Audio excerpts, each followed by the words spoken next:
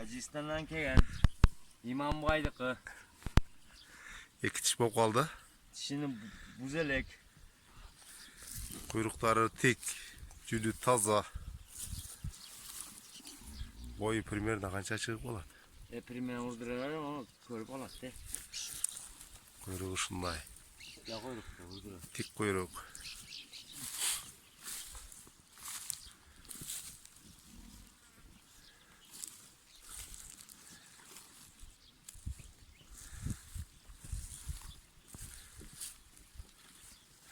Koyarınçı. Onlar kaçmayan da. Onlar kası tegize. Kuyruğu yandı. Bayağı